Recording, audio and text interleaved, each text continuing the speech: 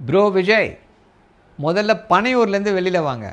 பனையூரில் ஏசியில் உட்காந்துட்டு ட்விட்டரில் கண்ணுக்கே தெரியாத எழுத்தில் அறிக்கை விடுறத நிறுத்தினாலே தமிழ்நாட்டு மக்கள் உங்களை வந்து ஒரு சீரியஸ் பாலிட்டிஷியனாக கன்சிடர் பண்ணுவாங்க. இந்த அரசியல் தலைவர்களை, முதல்வரை வந்து நக்கல் அடிக்கிறது, நையாண்டி பண்ணுறதெல்லாம் நீங்கள் ஒரு ப்ரூவ் பண்ண பிறகு பண்ணிங்க அப்படின்னா மக்கள் ஏற்றுப்பாங்க. இது வந்து சினிமா கிடையாது, இது வந்து அரசியல். மக்கள் மேடையில் எப்படிப்பட்ட ஒரு கர்ட்டசியோடு பேசணும், எப்படி ஒரு மரியாதை கொடுத்து பேசணும் அப்படின்றத புரிஞ்சுக்கோங்க.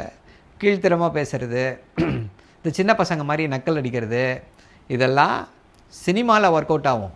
சினிமாவில் எல்லா ரசிக குஞ்சுகள் எல்லாம் கை தட்டிட்டு போயிடுவாங்க.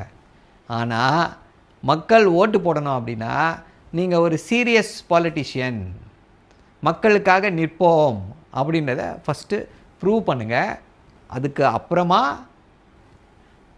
அவங்கள இப்படி கூப்பிடுறது அப்படி கூப்பிடுறது அப்படின்றதெல்லாம் வச்சுக்கலாம்.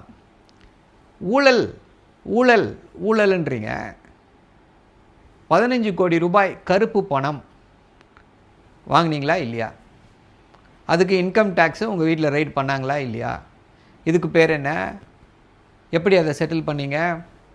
அதை விட முக்கியமாக மாநாடு நடத்தியிருக்கீங்க. யார் இந்த மாநாட்டுக்கு செலவு பண்ணுறா? இந்த தகவலை ஃபஸ்ட்டு உங்களால் வெளியில் விட முடியுமா? எவ்வளவு செலவு பண்ணீங்க, யார் என்ன செலவு பண்ணாங்கன்றதை வெளியில் சொல்ல முடியுமா உங்களால்? பக்கத்தில் ஒருத்தரை உட்கார வச்சுருக்கீங்க, ஒரு பெரிய பணம் முதலைய, ஆதவ் அர்ஜுனான்ட்டு. அவர் பக்கத்தில் வச்சுக்கிட்டு இடி அவர் ஆஃபீஸுக்கும் இதுக்கும் ரெய்டு போயிருக்கு. யாருடைய மருமகன் அவர்? அவ்வளவு ரெய்டு அடிச்சிருக்கு. இடி எப்போ ரெய்டு அடிக்கும்? அவர் ஒரு தேவ தூதர் இருந்ததுனால அவர் வீட்டுக்கு ரெய்டு போச்சா? இல்லை அவர் மிகச்சிறந்த நியாயவாதி அப்படின்றதுனால இடி அவர் வீட்டுக்கு ரெய்டு போச்சா?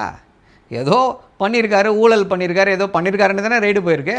அப்படிப்பட்டவரை பக்கத்தில் வச்சுக்கிட்டு பெரிய பொறுப்பு கொடுத்துக்கிட்டு திமுக ஊழல் கட்சின்னு பேசுகிறீங்களே, எப்படி யார் இதையெல்லாம் ஏற்றுக்குவா? கொள்கை எதிரி பாஜகன்றீங்க. இருக்கட்டும், இன்றைக்கி இந்தியாவே உற்று நோக்கக்கூடிய விஷயம் ஓட்டு திருட்டு. இந்த ஓட்டு திருட்டுக்கு எதிராக ஏதாவது சொல்லியிருக்கீங்களா? இந்த மேடையில் ஏதாவது பேசுனீங்களா? இந்தியாவுடைய ஜனநாயகத்தையே அழிக்கக்கூடிய வல்லமை படைச்சது.